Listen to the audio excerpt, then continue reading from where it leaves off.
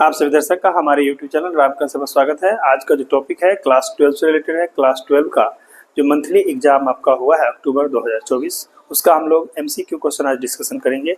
आप शुरू से अंत तक बने रहेंगे ताकि आपको समझ में आएगा कि कौन कौन टॉपिक से आपको पूछा गया है, कौन ऑब्जेक्टिव कैसे बनाएंगे। जल्दी आइए शुरुआत करते हैं बिना देर किए हुए। सेक्शन आपका लिखा हुआ है क्वेश्चन नंबर 1। देखिए पहला क्वेश्चन आपसे पूछा गया था, क्वेश्चन नंबर 1 क्वेश्चन है आपसे दिया है इंटीग्रेशन 3 cos 3x dx। इसका जवाब आपको चाहिए, ठीक है। देखिए ध्यान दें, सबसे पहले हम इसका सॉल्यूशन लिखेंगे। यहाँ से कहेंगे I equal to integration 3 cos 3x dx। जैसा कि आप जानते हैं अगर कांस्टेंट वेरिएबल दोनों हो तो कांस्टेंट को हम लोग क्या करते हैं, पहले साइड कर देते हैं। तो कांस्टेंट को हम बाहर कर देंगे, 3 को बाहर किया, फिर हम लिखेंगे cos 3x dx।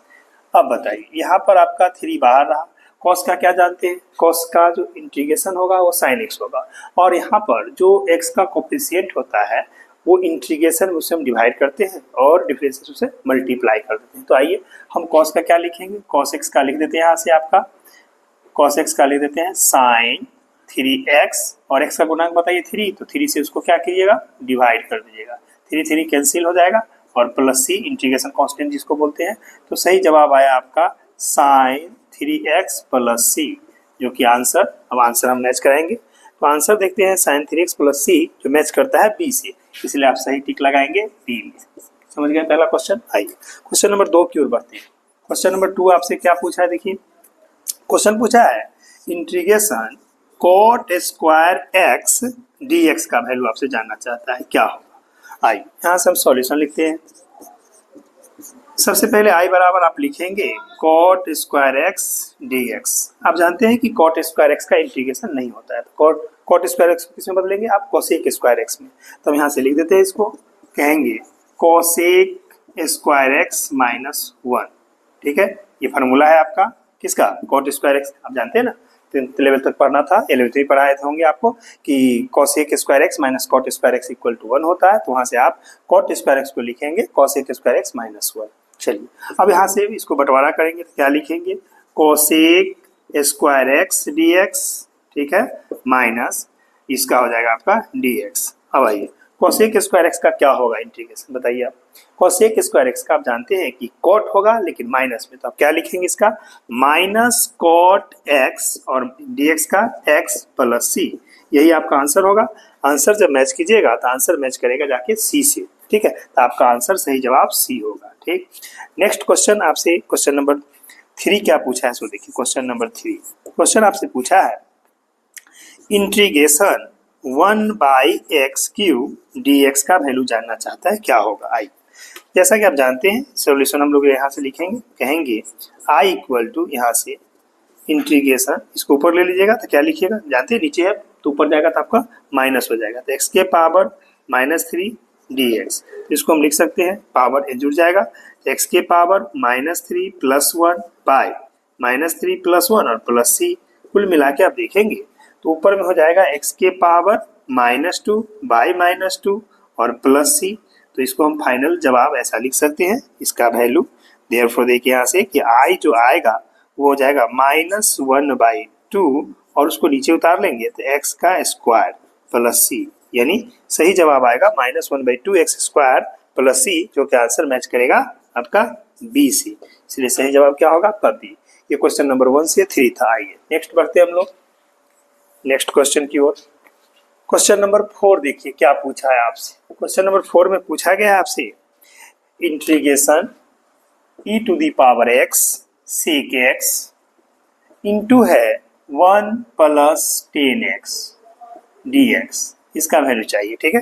आइए क्या करते हैं, सबसे पहले ऐसे आपको नहीं दिखेगा, पहले मल्टीप्लाई कर देंगे। तो हम यहाँ से क्या लिखेंगे सॉल्यूशन, देखिए कहेंगे i बराबर integration e⁻x sec x into में है 1 प्लस आपका 10x dx, ठीक। मल्टीप्लाई कर दें तो इसको लिखिए इंटीग्रेशन e⁻x sec x से मल्टीप्लाई करें तो क्या लिखेंगे, sec x plus sec x को 10 से करोगे तो क्या हो जाएगा, sec x इंटू 10x, ठीक, इस तरह से dx। अब बताइए फॉर्मूला आपको बताया गया था e⁻x f(x) plus f' x dx का फॉर्मूला होता है e⁻x एफ ऑफ एक्स। उस फॉर्मूला से देखिए सेक एक्स का डिफरेंशिएशन करते हैं तो sec X into tan X होता है, इसीलिए फंक्शन हुआ, इसका डिफरेंशिएशन हुआ। अगर हम यहाँ पर लेट कर लेते हैं कि let F of x equal to sec X suppose कीजिए, तो कहिएगा देयरफॉर एफ डैश एक्स जो होगा उसका वैल्यू आ जाएगा sec X into tan X. ठीक, तो आपका आई का जो रूप होगा वो इस तरह से होगा ई के पावर एक्स, इसको कहिएगा F of x plus F dash x D x. जैसा कि आप जानते हैं ये एक फॉर्म है इंटीग्रेशन का और हमको याद रखना है, इस फॉर्म में जब भी कोई इंटीग्रेशन होगा इसका रिजल्ट आपको याद रखना है e to the power x f of x plus c. अब किसको माने थे सेक एक्स के, इसीलिए सही जवाब होगा ई के पावर एक्स यहाँ से सेक एक्स और प्लस सी सही जवाब होगा। आइए सही जवाब खोजते हैं क्वेश्चन नंबर 4 का, तो आपको मैच करेगा ई के पावर एक्स एक्स प्लस सी यानी ए से, इसलिए सही जवाब आपका ई आएगा। ठीक है, चलते हैं नेक्स्ट क्वेश्चन नंबर 5 की ओर। 5 में क्वेश्चन आपसे पूछा है, देखिए सवाल दिया हुआ है आपसे कि if F of x is even uneven function. Even function जानते हैं ना, इवन फंक्शन के बारे में, कोई भी फंक्शन में अगर हम x के जगह माइनस एक्स रखते हैं और वो माइनस बाहर नहीं, यानी एफ ऑफ माइनस एक्स अगर एफ ऑफ एक्स के बराबर हो उसको इवन बोलते हैं। अगर F of minus x minus F of x के बराबर हो जाए, माइनस बाहर आ जाए तो उसको ऑड बोलते हैं। यहाँ पर इवन फंक्शन है, ठीक है, इवन फंक्शन। देन हमसे पूछा है, देन आपको चाहिए इंटीग्रेशन माइनस ए से A F of X D x. याद कीजिए ये प्रॉपर्टी है आपका डेफिनेट इंटीग्रेशन का जो आपको जानना है। अगर ये इवन होगा तो याद रखिएगा 2 टाइम्स हो जाएगा 0 से a की ओर, अगर ऑड होगा तो उसका वैल्यू 0 होगा। तो हम यहाँ से लिख सकते हैं सॉल्यूशन देखिए डायरेक्ट कि यहाँ से कि यहाँ से लिख दीजिए डायरेक्ट माइनस ए से A F of X D x is equal to 2 times 0 से a F of X D X. ठीक, as f of x is an even function।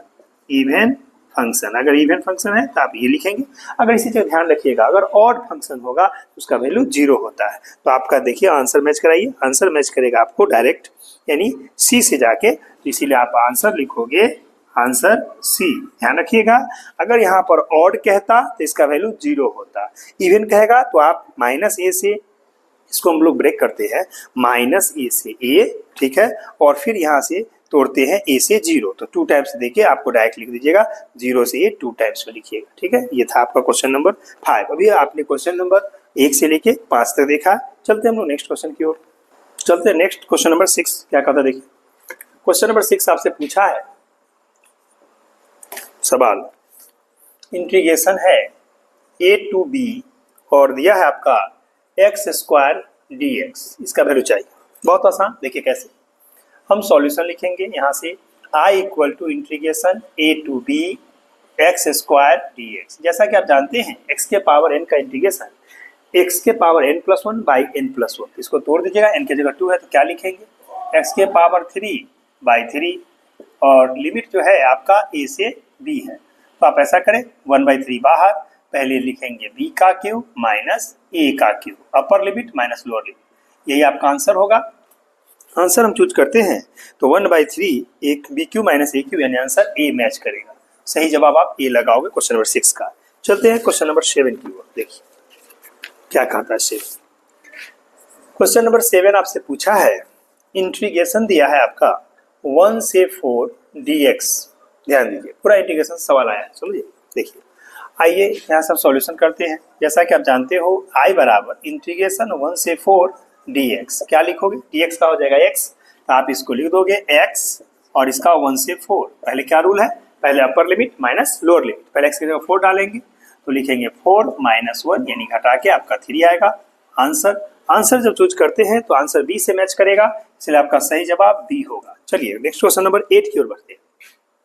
Question number 8 आपसे पूछा है इंटीग्रेशन, ठीक है, -1 से 1, ठीक है, और e to the power x dx का वैल्यू क्या होगा i। जैसा कि आप जानते हैं हम सॉल्यूशन लिखेंगे यहाँ से i बराबर इंटीग्रेशन -1 से 1 e के पावर x dx। याद रखिएगा ई के पावर एक्स का इंटीग्रेशन पूछे या डिफरेंशिएशन, सेम चीज होता है, ई के पावर एक्स, तो हम इसका इंटीग्रेशन करेंगे तो ई टू दी पावर एक्स, और इसका जो लिमिट है -1 से 1, पहले अपर लिमिट तो क्या लिखेंगे ई के पावर 1 माइनस ई के पावर -1, जैसा कि आप जानते हो माइनस है इसलिए हम लिख सकते हैं ई -1/e, पावर को नीचे कर दे यानी माइनस के कारण, तो आंसर मैच कराओगे तो आंसर हो जाएगा ए से मैच करेगा, तो सही जवाब आपका ए होगा। चलिए नेक्स्ट क्वेश्चन नंबर 9 की ओर बढ़ते हैं। क्वेश्चन नंबर 9 क्या कहा देखिए, पूछा है आपसे इंटीग्रेशन 1 to √3, ठीक, और ऊपर में दिया है dx by 1 plus x square का वैल्यू चाहिए। अब देखिए जैसे आपको पता है क्या, ये हम सबसे पहले यहाँ से i बराबर लिखेंगे इंटीग्रेशन 1 से √3 और dx by 1 plus x square, ये किसका है बताइए। अगर आपको फॉर्मूला याद होगा तो आपको याद होगा tan इनवर्स x का होता है, तो हम क्या लिखेंगे इसको लिख देंगे tan इनवर्स x, और लिमिट जो है वो डाल देते हैं 1 से √3, पहले अपर लिमिट तो क्या लिखेंगे tan inverse √3 minus tan inverse आपका 1, क्लियर।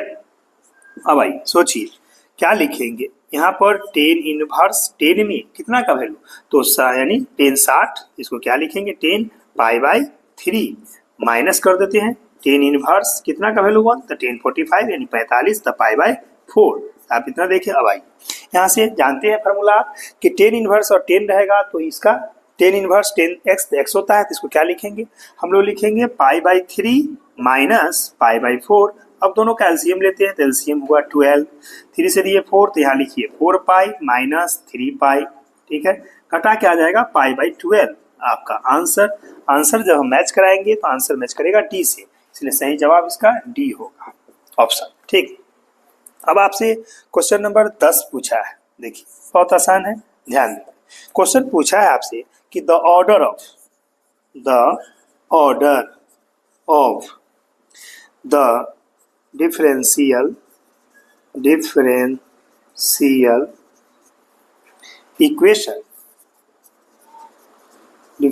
इक्वेशन लिखा हुआ है आपका dqy बाई dx³ प्लस कर दें x³ dy by dx to the power 4 equal to x to the power 5 is, आपसे इसका क्या चाहिए ऑर्डर चाहिए। ध्यान दें, आप जानिए बहुत आसान है, देखिएगा कि जितना बार मैक्सिमम टाइम्स डिफरेंशिएट किया जाता है वही उसका ऑर्डर होता है, और जो मैक्सिमम टाइम डिफरेंशिएट किया जाए, डिफरेंशियल इक्वेशन का क्वेश्चन है, और जितना मैक्सिमम टाइम डिफरेंशिएट होगा उसका जो डिग्री होता है, ठीक है, वो उसका जो हायर पावर होगा वो डिग्री का लगेगा। यहाँ मैक्सिमम देखिए यहाँ 3 बार है, यहाँ 1 बार, तो मैक्सिमम 3 बार हुआ, इसलिए ऑर्डर 3 होगा, लेकिन डिग्री की बात करेगा तो 1 होगा, इसीलिए हम इसका आंसर डिग्री में लिख देंगे। इसका आंसर देखिए यहाँ से लिख देते हैं आंसर की ऑर्डर इक्वल टू कितना 3, ठीक है, एंड अगर डिग्री पूछता तो डिग्री भी लिख देते हैं डिग्री इक्वल टू 1, लेकिन आपसे सिर्फ ऑर्डर पूछा है तो ऑर्डर कितना 3 मैच करेगा किसमें तो बी से, इसलिए सही जवाब आपका बी हो जाएगा, याद रखिएगा। चलिए नेक्स्ट क्वेश्चन नंबर 11 की ओर बढ़ते हैं। क्या पूछा है 11 क्वेश्चन, आप देखिए क्वेश्चन नंबर 11 आपसे पूछा है, ये भी डिफरेंशियल इक्वेशन से क्वेश्चन है, ध्यान देंगे। क्वेश्चन है हमें चाहिए द इंटीग्रेटिंग फैक्टर चाहिए, integrating factor of the differential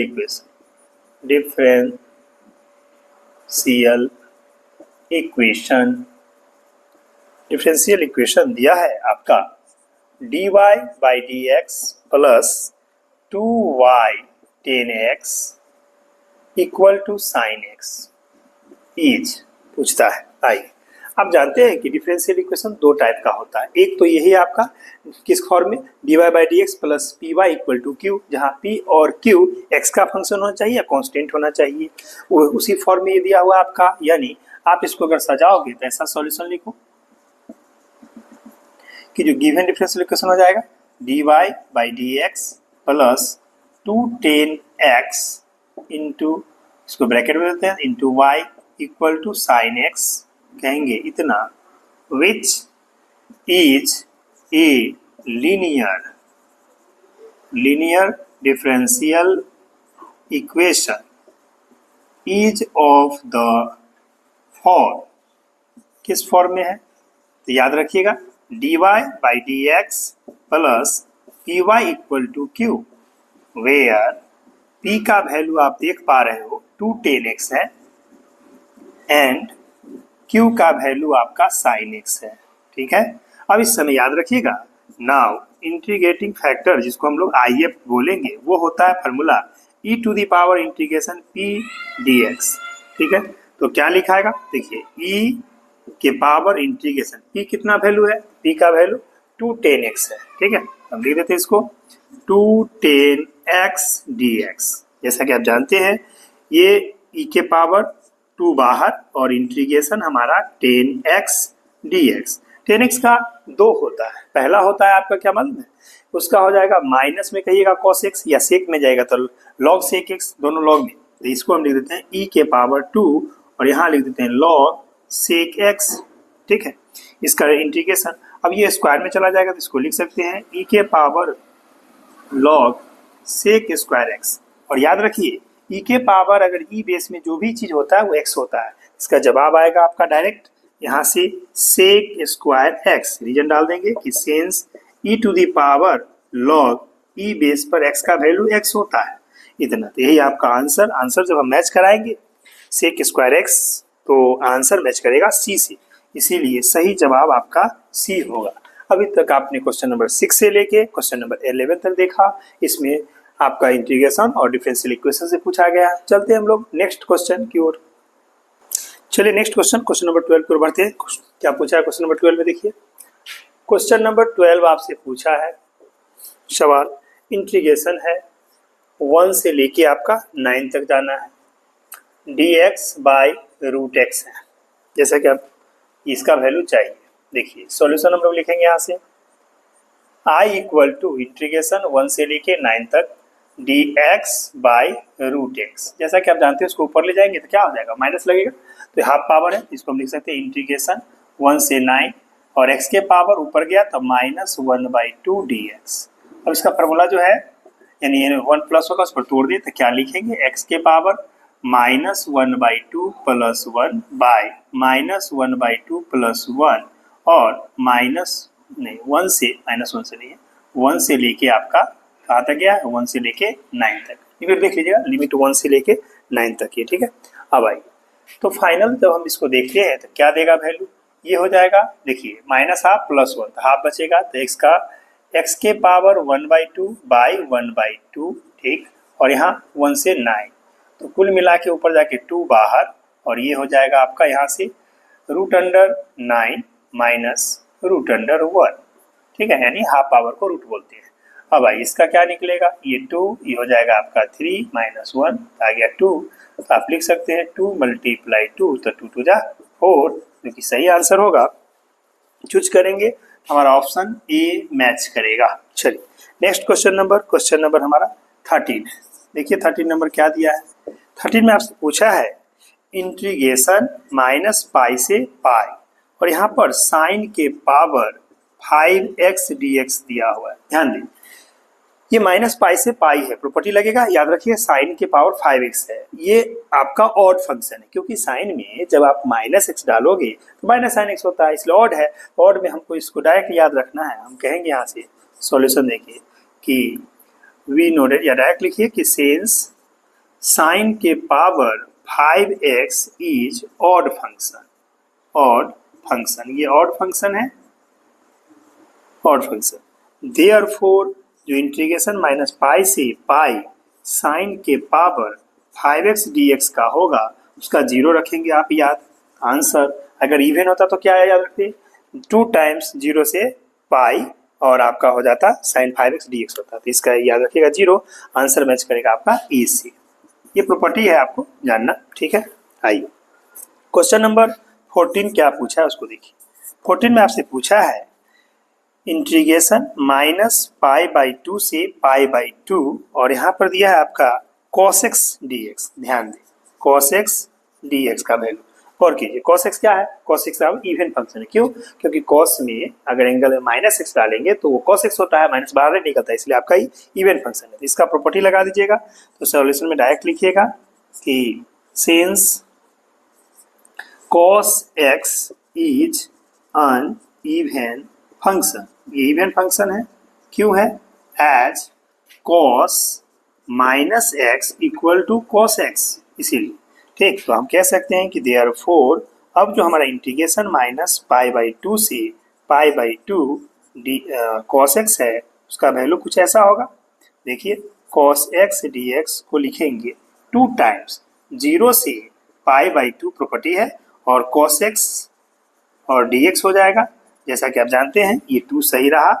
cos x का बताइए, इंटीग्रेशन करेंगे तो हमारा क्या होगा? sin x, तो लिख देते हैं sin x, और इसका हो जाएगा 0 से पाई बाई टू, पहले upper limit minus lower limit, तो क्या करेंगे? 2 बाहर, पहले कहेंगे साइन में pi by two minus sine में आपका 0। ठीक है, तो जैसा कि आप जानते हो कितना आएगा यहाँ पर, ये 2 सही रहा और साइन पाई बाई टू 1 होता है, तो 1 साइन 0 0 होता है, तो कुल मिला के 2 सही आंसर, 2 1 जा 2, हम मैच कराते हैं तो इसका सही जवाब जो आएगा वो डी से मैच करेगा, इसलिए सही ऑप्शन आपका डी होगा। चलिए नेक्स्ट क्वेश्चन आगे बढ़ते हुए हम लोग क्वेश्चन नंबर 14 का 15 पर आते हैं। देखिए 15 क्या पूछा है क्वेश्चन पूछा है 15 में आपका ये दिया हुआ है, द इंटीग्रेटिंग फैक्टर चाहिए।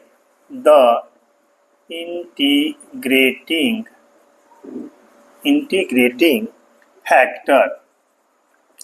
फैक्टर ऑफ डिफरेंशियल इक्वेशन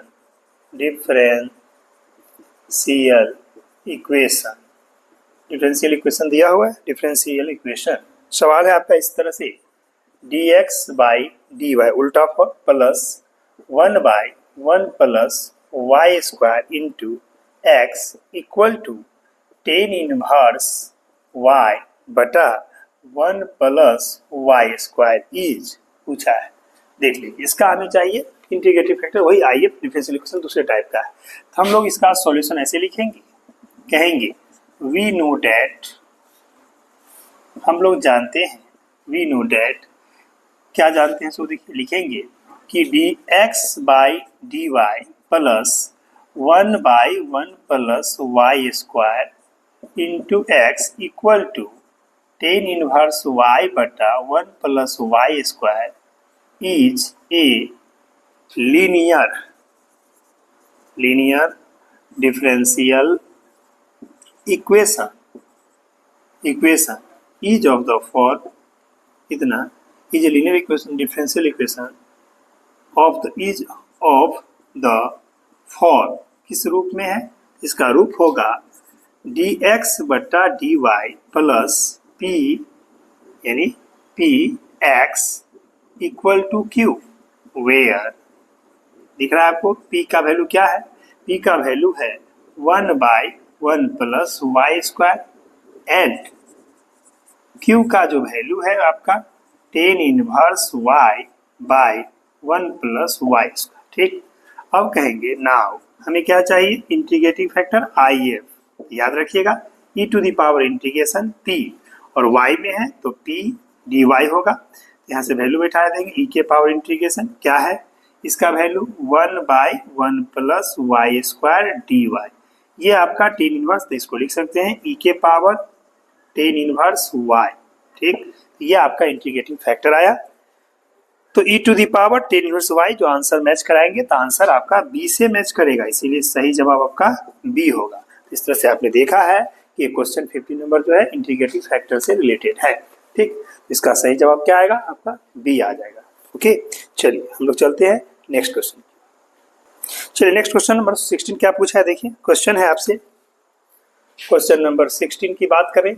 16 में आपसे पूछा है कि इफ y इक्वल टू आपका दिया है टेन इनवर्स x, तो हमें जानना है कि देर d2y बाई dx स्क्वायर का वैल्यू क्या होगा, यही निकालना है। बहुत आसान, देखिए कैसे।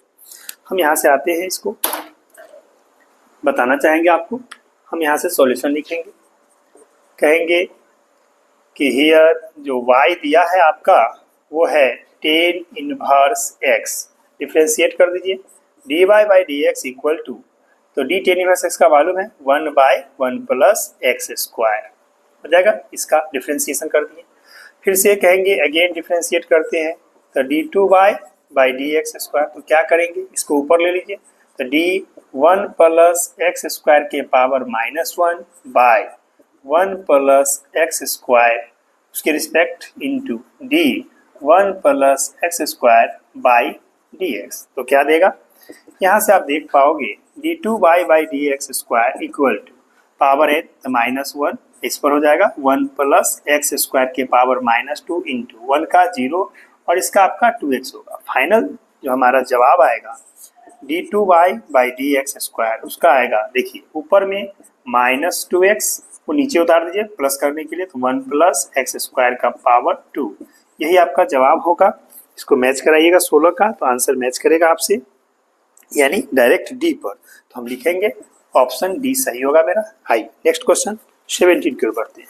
क्वेश्चन नंबर 17 क्या पूछा है, देखिए 17 पूछा है आपसे, यानी इफ दिया हुआ है यहाँ से function if F of x का वैल्यू आपका x टू दी पावर 3/2 है, ध्यान दें, और देन हमसे जानना चाहा है f डिफरेंशिएबल 0 क्या होगा। ठीक है, आई बहुत आसान, हम सबसे पहले यहाँ देखेंगे सॉल्यूशन में लिखेंगे कि here f of x equal to x to the power 3/2, I इसको डिफरेंशिएट कर देते हैं, that implies d f of x by d x is equal to power आगे आएगा तो 3/2 एक्स के पावर 3/2 -1, फाइनल जो है क्या हो जाएगा 3/2 और एक्स के पावर इतना, यानी डेढ़ में से एक हटा लीजिएगा तो हाफ यानी 1/2 बचेगा, ये ना फॉर्मूला है। पावर यानी एक्स के पावर, आपको फॉर्मूला याद होना चाहिए कि डी एक्स के पावर एन का होता है एन एक्स के पावर n-1, तो लगा दिए हम आई, तो कुल मिला के ये आया। अब हमें क्या चाहिए, एफ डैश 0 चाहिए, ठीक है, तो इसीलिए आप इसका वैल्यू आप लिखिए कि ये एफ डैश एक्स का मान हुआ 3/2 रूट अंडर एक्स, इसीलिए हम यहाँ से बोल सकते हैं कि देयरफॉर एफ डैश 0 जो होगा वो हो जाएगा 3/2 रूट अंडर 0, तो 0 का आया 0, तो 3/2 इंटू 0 आ गया 0। आंसर मैच कराइएगा, इसका आंसर देखिए ऑप्शन ए में 1/2 दिया है, बी में 3/2 दिया है, सी में 1, डी में इनमें से कोई नहीं, तो हमें 0 नहीं मिल रहा, इसलिए हमारा आंसर हो जाएगा डी, नन ऑफ दीज, इनमें से कोई नहीं। आई नेक्स्ट क्वेश्चन की ओर बढ़ते हैं।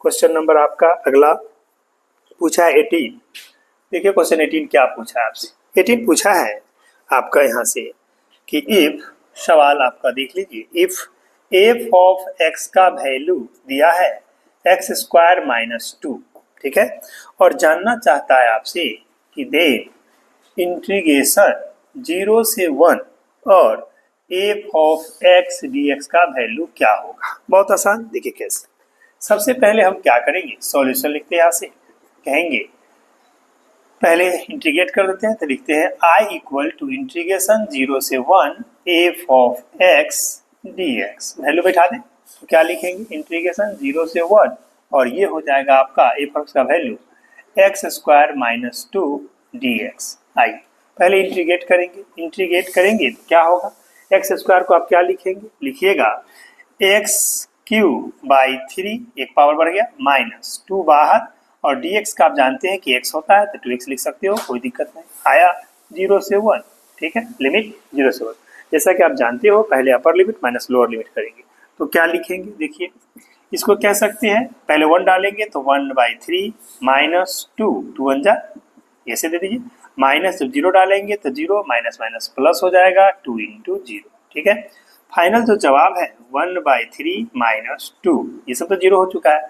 आइए इसको क्या लिखेंगे 1 - 6/3, तो आ गया -5/3, ठीक है, आंसर ये सेलेक्ट करेंगे तो हमारा आंसर -5/3 यानी ए से मैच करेगा। ध्यान रखिएगा, अगर आप माइनस भूलते हैं या उल्टा करते हैं तो 5/3 भी दिया हुआ है, इसलिए ध्यान से बनाएंगे। चलिए नेक्स्ट क्वेश्चन नंबर हम 19 की ओर बढ़ते हैं। 19 क्या कहा, देखिए सवाल है आपके सामने, integration log x by x dx, इसका क्या होगा, ठीक है, बहुत आसान। आई हम सॉल्यूशन लिखेंगे, यहाँ से कहेंगे i equal to integration log x by x dx, ऐसा करते हैं कि इसमें हम log x को पुट करते हैं t, तो हम लिखेंगे पुट, माने रखना होता है, put log x equal to T.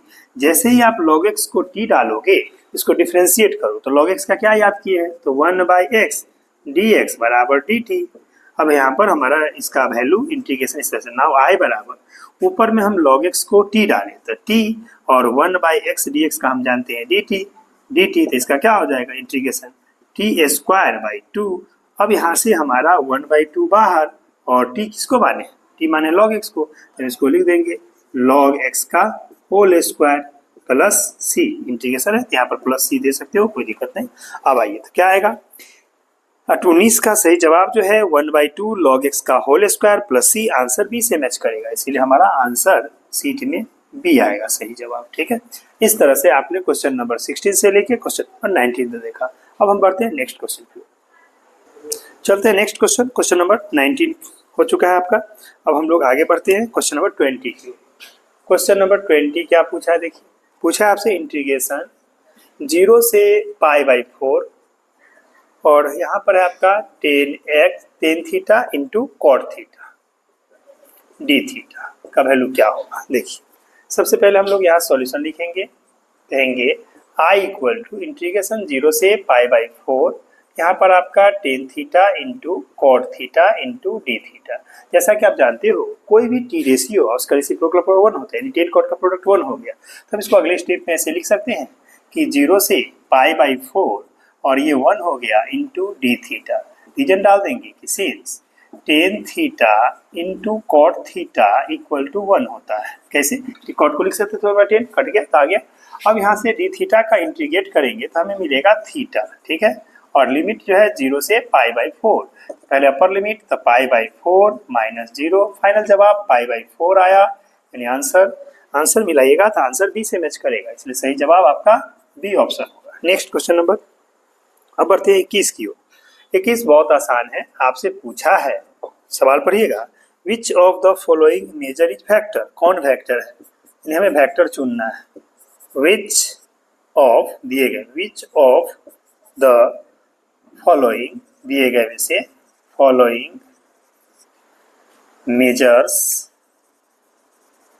Measures is vector, कौन वेक्टर के रूप में मापा जाता है। देखिए पहला पूछा है 60 सेकंड, जानते हैं कि स्केलर है। दूसरा पूछा है 200 मीटर स्क्वायर, वो भी स्केलर है। तीसरा पूछा है 20 किलोमीटर पर आवर, ये भी स्केलर है क्योंकि सब में मैग्नीट्यूड है, डायरेक्शन है। लेकिन चौथा जो डी ऑप्शन है उसमें पूछा है 46 मीटर पर सेकेंड टुवार्ड्स ईस्ट, तो ये हो जाएगा आपका वेक्टर। इसमें सही जवाब हम इसका लिखेंगे, आंसर देखिए डी। क्या लिखेंगे, लिख देते हैं आपको, 46 मीटर, ठीक है, पर सेकेंड्स या पर सेकेंड टुवार्ड्स की ओर होता है, टुवार्ड्स ईस्ट। और से देखिए इसमें हमें मैग्नीट्यूड के साथ क्या दिया, डायरेक्शन भी दिया। आपको मालूम है वेक्टर होने के लिए क्या क्या चाहिए, उसका मैग्नीट्यूड के साथ उसका डायरेक्शन भी होना चाहिए। तो मैग्नीट्यूड डायरेक्शन दोनों है, इसलिए सही जवाब आपका डी होगा आंसर। ठीक है, चलिए नेक्स्ट क्वेश्चन नंबर 22 की ओर बढ़ते हैं। क्या पूछा है क्वेश्चन नंबर 22। अब ध्यान दें, यहाँ से वेक्टर से क्वेश्चन आ रहा है, ध्यान रखिएगा। जब भी आपसे क्वेश्चन पूछा है हमसे वेक्टर आई क्रॉस वेक्टर जे क्या होगा, बहुत आसान एक ट्रिक आपको हम बता देते हैं जो हमेशा काम करेगा आपका क्रॉस प्रोडक्ट के। देखिए एक सर्कल बना लीजिएगा आप, गौर से देखिए सर्कल है, इसमें 3 वेक्टर हम दे देते हैं बारी बारी से। यहाँ पर वेक्टर आई को लिखते हैं, यहाँ पर वेक्टर हम जे को लिखते हैं, यहाँ पर वेक्टर हम के को लिखते हैं। याद रखिएगा जब आई को जे के साथ क्रॉस करेंगे, वेक्टर आई क्रॉस वेक्टर जे, अगला क्या होगा, एंटी क्लॉक डायरेक्शन, इसको बोलते हैं साइक्लिक ऑर्डर, इस बात का ध्यान रखेंगे। तो आई को जब जे से करेंगे तो अगला के है, तो वेक्टर के याद रखेंगे। जब जे को के से करेंगे यानी वेक्टर जे क्रॉस वेक्टर के, तो याद रखिए अगला आई है, वेक्टर हम आई याद रखेंगे। जब हम वेक्टर के को क्रॉस वेक्टर आई से करेंगे तो अगला जे है, तो ये जे वेक्टर होगा। लेकिन ध्यान रखिए अगर इसी में उल्टा कर देते हैं ऑर्डर का, मतलब अगर हम कहें कि जे वेक्टर क्रॉस आई वेक्टर, डायरेक्शन क्या हो गया, जे क्रॉस आई, यानी क्लॉकवाइज हो गया। ठीक है, एंटी क्लॉक में सही है, उल्टा माइनस लगे तो माइनस के, तो इसमें याद रखेंगे आप इसको माइनस के वेक्टर बोलेंगे। यहाँ पर हमने जे क्रॉस के पूछा तो आई कहा, लेकिन अगर उल्टा अगर हम पूछते यहीं से कि वेक्टर के क्रॉस जे क्या होगा, तो आप याद रखिएगा अगर के का अगर जे के साथ कीजिएगा तो ये हो जाएगा माइनस वेक्टर आई। अगर यहाँ पर के क्रॉस आपसे आई पूछा तो जे लिखे, लेकिन अगर उल्टा पूछ दे आई क्रॉस के क्या होगा, यानी इसी का उल्टा वेक्टर आई क्रॉस वेक्टर के, आई क्रॉस के, तो इधर जे है उल्टा में, तो माइनस आपका जे वेक्टर होगा, याद रखिएगा। ठीक है, ध्यान रखेंगे। तो इसका जवाब हमारा क्या आएगा, हम आंसर लिख देते हैं डायरेक्ट यहाँ से, ई आई क्रॉस जे, मिला लीजिए, आई क्रॉस जे तक के होगा, तो आप लिखिएगा वेक्टर आई क्रॉस वेक्टर जे बराबर वेक्टर के होगा, तो के मैच करेगा आंसर बी से, इसीलिए आंसर सीट आप बी को सेलेक्ट करेंगे। डन। अब आइए अगला पूछा है क्वेश्चन नंबर 23। क्या पूछा है देखिए, 23 में दिया है आपका, यानी कि वेक्टर 2j वेक्टर डॉट है आपका, ये नीचे ब्रैकेट में 3j वेक्टर है और प्लस 5k वेक्टर का है, क्या होगा। ठीक है, आई डॉट के लिए याद रखिए खुद से, यानी आई dot I one, J dot J one, के डॉट के वन। ठीक है, और बाकी के अदर के साथ कीजिएगा, आई को जे के साथ, जे को के साथ, के को आई के साथ, तो जीरो देता है। क्यों देता है, क्योंकि आपको दो बात याद रखना है, I vector A cross a dot b का मतलब होता है मोड वेक्टर ए mod vector B cos theta. यहाँ पर खुद के साथ जो एंगल होगा वो जीरो बनता है, इसीलिए 1 होता है cos 0 1, और अदर के साथ 90 बनाता है तो cos 90 0, इसलिए 0 होता है। आइए हमको इसको डॉट करना है, डायरेक्ट हम यहाँ से सॉल्यूशन लिख देते हैं आपका, कहिएगा 2j वेक्टर डॉट ब्रैकेट में 3j vector plus 5k vector is equal to, जब डॉट करेंगे तो आप 3 2 जा 6, जे डॉट जे याद रखिएगा 1 हो जाएगा, प्लस 2 5 जा हो गया आपका 10, यहाँ पर हो जाएगा जे वेक्टर डॉट के वेक्टर जो कि 0 देगा, तो कुल मिला के आपका जवाब आया 6 × 1 माइनस 10 प्लस 10 × 0, एज आप याद रखिए यहाँ लिख देते हैं, as i dot i, i dot i कैसे लिखिए, i dot I equal to j vector dot j vector equal to k vector dot k vector equal to होता है 1, एंड इस बात का ध्यान रखेंगे कि i dot J equal to J dot k equal to k dot I equal to 0, यानी same रहेगा तो 1 लिखेंगे, अदर होगा तो 0, यानी फाइनल जो जवाब आया यहाँ पर हमारा इसका सही जवाब आ जाएगा कितना, देख लीजिए, ये 6 + 0 आ गया 6, सही जवाब 6 होगा। तो इसका आंसर अगर मैच कराते हैं 23 का तो आंसर मिलेगा ए सी, तो हमारा सही जवाब ए होगा। चलिए नेक्स्ट क्वेश्चन की ओर बढ़ते हैं। क्वेश्चन नंबर आगे क्या पूछा है देखिए, क्वेश्चन नंबर ये था 23, 24 पर आते हैं।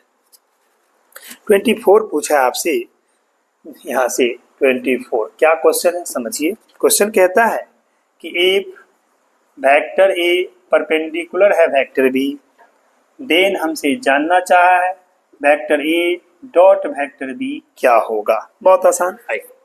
सबसे पहले आप सॉल्यूशन में लिखेंगे कि हम लोग जानते हैं, वी नो डैट, क्या जानते हैं इसको जान लीजिए, कि जब भी आपसे पूछेगा कि वेक्टर ए डॉट वेक्टर बी क्या होता है, तो आप लिखेंगे मोड वेक्टर ए mod vector B cos theta. अब चूंकि ए और बी परपेंडिकुलर है, 90 डिग्री है, तो हम कहेंगे यहाँ पर कि सिंस ए परपेंडिकुलर बी है वेक्टर, यहाँ पर देयरफॉर थीटा का वैल्यू 90 डिग्री होगा। तब कहेंगे नाउ यहाँ से कि vector A dot vector B equal to ई मोड वेक्टर ए mod vector B cos 90 degree. बताइए कॉस 90 क्या होता है, आप कहेगा कॉस 90 0 होता है, इसीलिए ये आ गया मोड वेक्टर ए का मतलब ए, इसका मतलब बी, इसका मतलब 0, एज लिख दीजिएगा कि कॉस 90 डिग्री जो होता है वो 0 होता है। ठीक है, तो 0 × समथिंग 0 आया, इसीलिए आज से याद रखेंगे आप कि जब भी दो वेक्टर परपेंडिकुलर हो तो उसका डॉट प्रोडक्ट 0 होता है, इसीलिए हम कहेंगे a dot b equal to 0।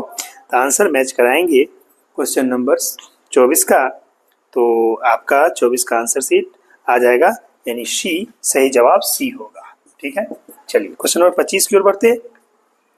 25 क्या पूछा है देखिए, क्वेश्चन नंबर 25 में पूछा है आपसे पूछा है वेक्टर के डॉट वेक्टर आई, क्या वेक्टर आई पूछा है, वेक्टर आई सीधा याद रखना है आपको क्या है। देखिए दोनों सेम है नहीं, डिफरेंट है, हम बता चुके हैं ना आपको ट्रिक्स, इसीलिए आप इसका आंसर 0 लिखिएगा।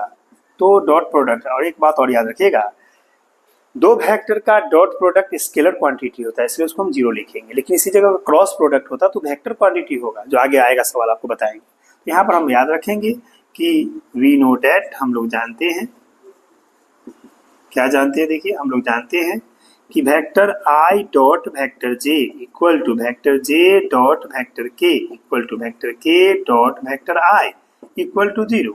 ठीक है, याद रखेंगे।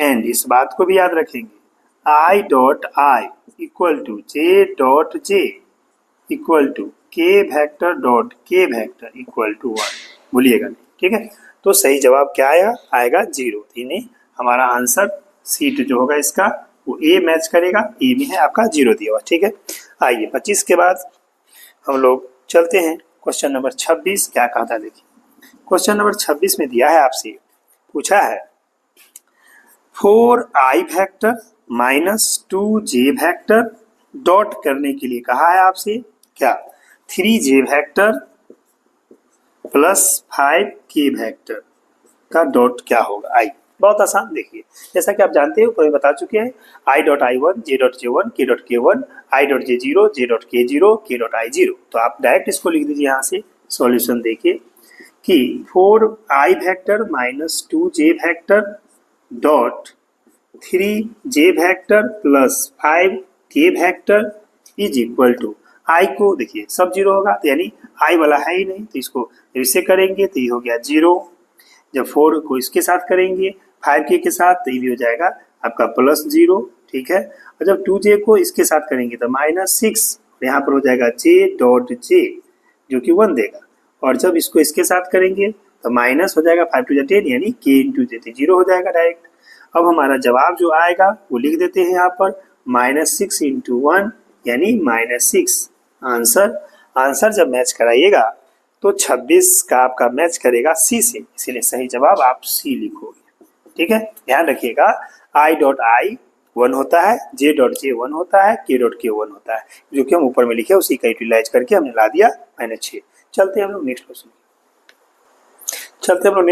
क्वेश्चन नंबर 27 की ओर। क्या पूछा है आपसे, देखिए क्वेश्चन नंबर 27 आपसे पूछा है, जानना चाहे आपसे a dot b, vector A dot vector B का वैल्यू चाहिए। बहुत आसान, आप याद रखोगे इसको, ये फार्मूला ही है। आपसे आप कहिएगा कि वी नो डैट, हम लोग ये बात जानते हैं, क्या जानते हैं, सो देखिए आप याद रखेंगे वेक्टर ए डॉट वेक्टर बी का फार्मूला मोड वेक्टर ए mod vector B cos theta. ठीक है, यही होता है, तो इसका आंसर मैच करेगा आपका बी से। ठीक, आइए क्वेश्चन नंबर 28 में बढ़ते हैं। 28 आपसे पूछा है, यहाँ से लेट कर लीजिए, द मॉडुलस पूछा है, मॉडुलस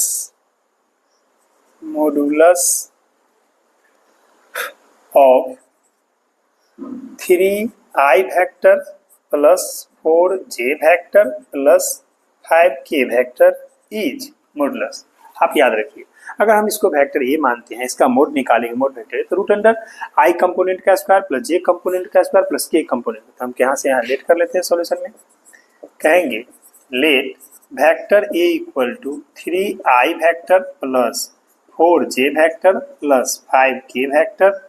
ठीक, मान लिए, तब कहेंगे then mod vector a equal to root under 3 का स्क्वायर प्लस 4 का स्क्वायर प्लस 5 का स्क्वायर।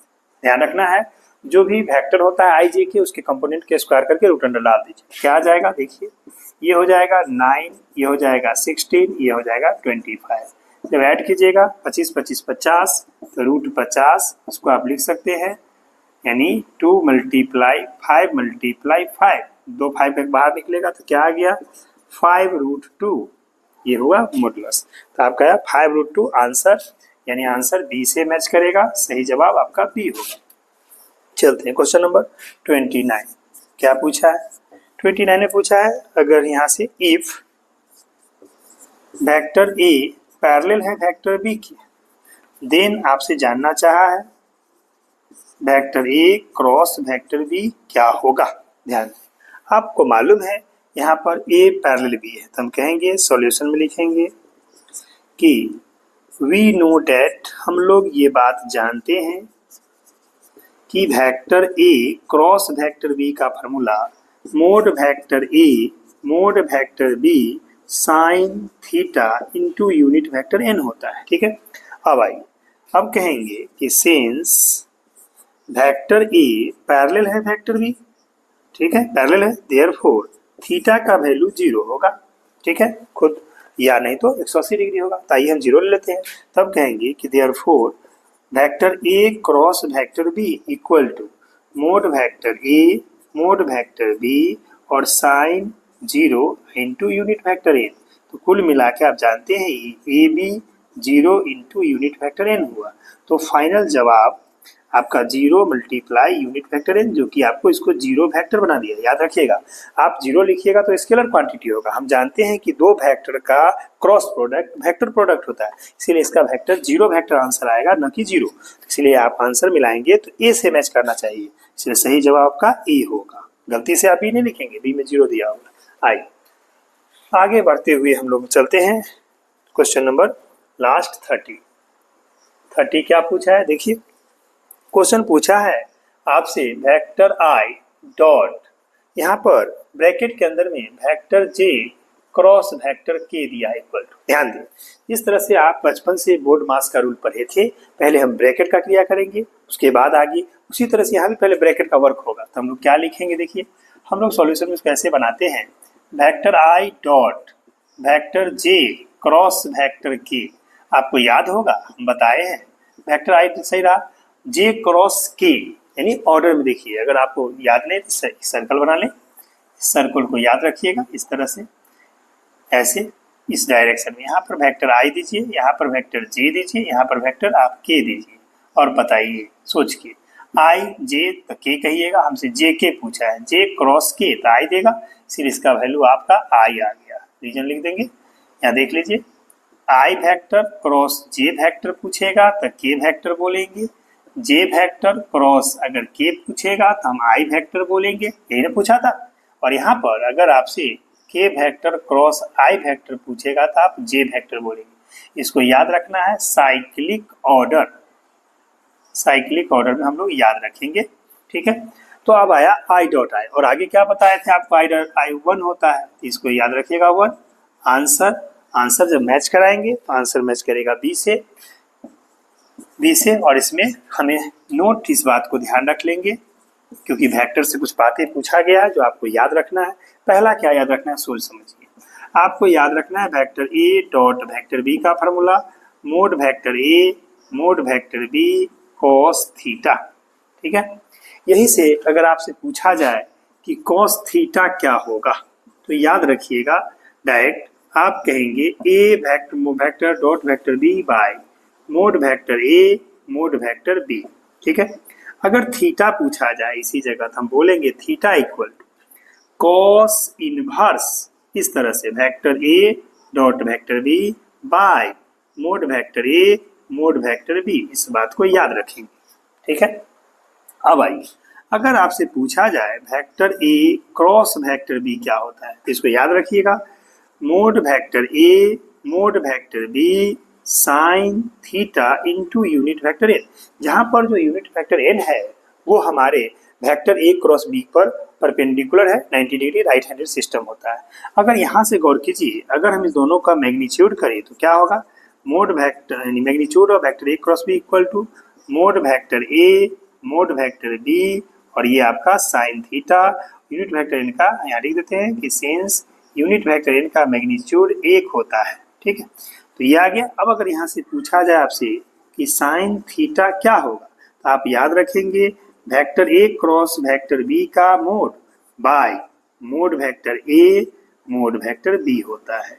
अगर यहीं से अगर आपसे पूछा जाए थीटा क्या होता है तो आप याद रखेंगे थीटा बराबर साइन इनवर्स, इस तरह से मोड में vector A cross vector B by mod vector A mod vector b, इस तरह से हम लोग याद रखेंगे।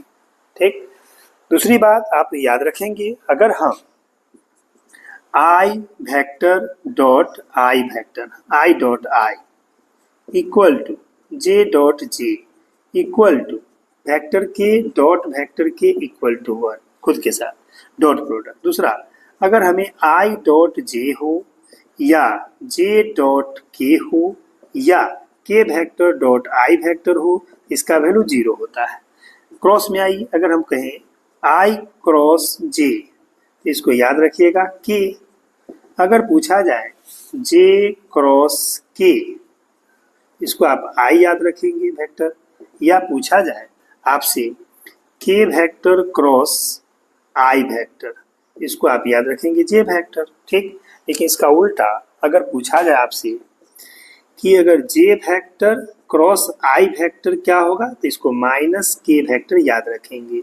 अगर के वेक्टर क्रॉस जे वेक्टर पूछा जाए तो माइनस आई वेक्टर याद रखेंगे। अगर आपसे आई वेक्टर क्रॉस के वेक्टर पूछा जाए, इसको माइनस में जे वेक्टर ETC। चलिए, इस बात को ध्यान में रखते हुए आप क्वेश्चन नंबर 27 से लेके 30 तक देखा, ठीक है। अब हम लोग नेक्स्ट वीडियो में मिलेंगे। तब तक यहाँ तक वीडियो देखने के लिए धन्यवाद। मन लगा के पढ़ते रहिए और अपने बोर्ड एग्जाम की तैयारी करते रहिए। फिर मिलते हैं नेक्स्ट वीडियो में।